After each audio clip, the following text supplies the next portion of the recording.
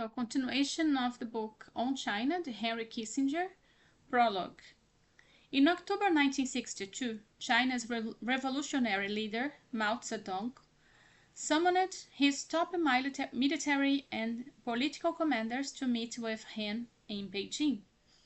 2,000 miles to the west, in the forbidding and sparsely populated terrain of the Himalayas, Chinese and Indian troops were locked in a standoff over the two countries' disputed border.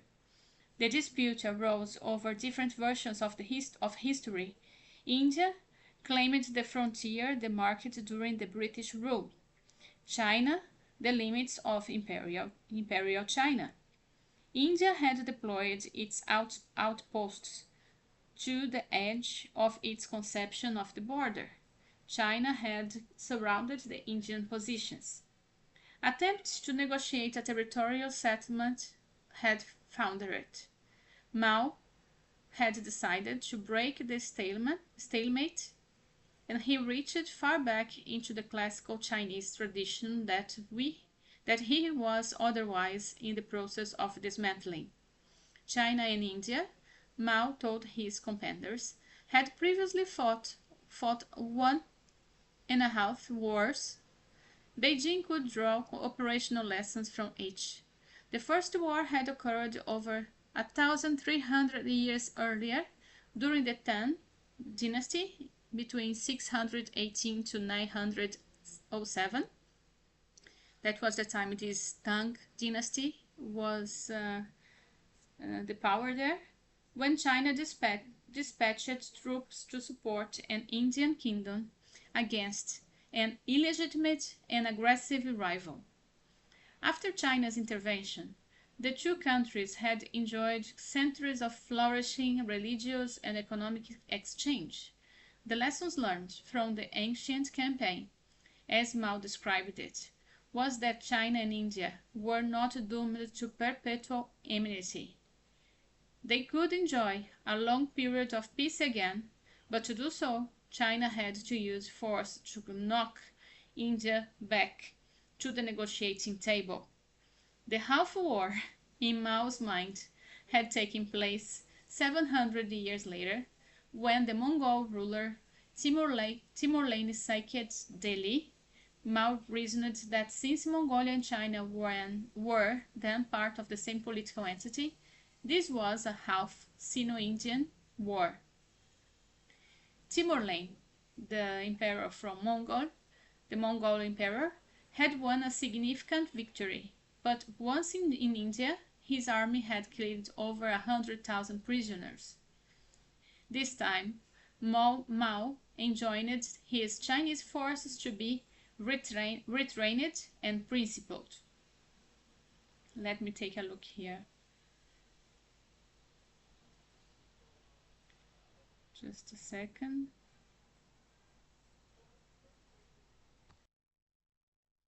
No one in Mao's audience, the Communist Party leadership of a revolutionary new China, proclaiming its intent to remake the international order and abolish China's own feudal past, seems to have questioned the relevance of these ancient precedents to China's current strategic imperatives. Planning for an attack continued on the basis of the principles Mao had outlined. Weeks later, the offensive proceeded much as he described. China executed a sudden, devastating blow on the Indian positions and then retreated to the previous line of control, even going so far as to return the captured Indian heavy weaponry. In no other country is it conceivable that a modern leader would initiate a major national undertaking by invoking strategic principles from a millennium-old event, nor that he could confidently expect his colleagues to understand the significance of his allusions. Yet China is singular. No other country can claim so long a continuous civilization or such an intimate link to its ancient past and classical principles of strategy and statesmanship. Other societies, the United States included, have claimed universal applicability for their values and institutions. Still, none equals China in persisting and persuading its neighbors to acquiesce in such an elevated conception of its world role for so long, and in the face of so many historical vicissitudes. From the emergence of China as a unified state in the 3rd century before Christ until the collapse of the Qing dynasty in 1912, China stood at the center of an East Asian international system of remarkable durability. This Chinese emperor was conceived of and recognized by most neighboring states as the pinnacle of a universal political hierarchy, with all other states' rulers theoretically serving as vassals.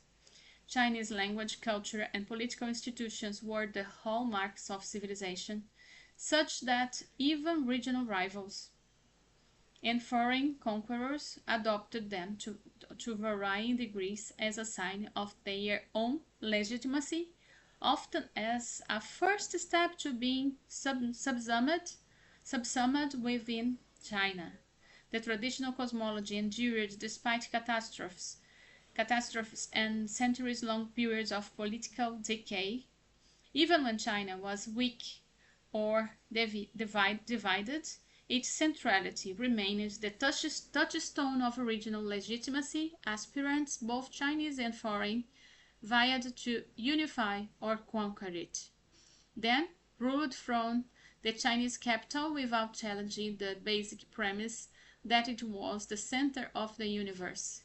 While other countries were named after ethnic groups or geographical landmarks, China called itself Zhongguo, the Middle Kingdom, or the Central Country.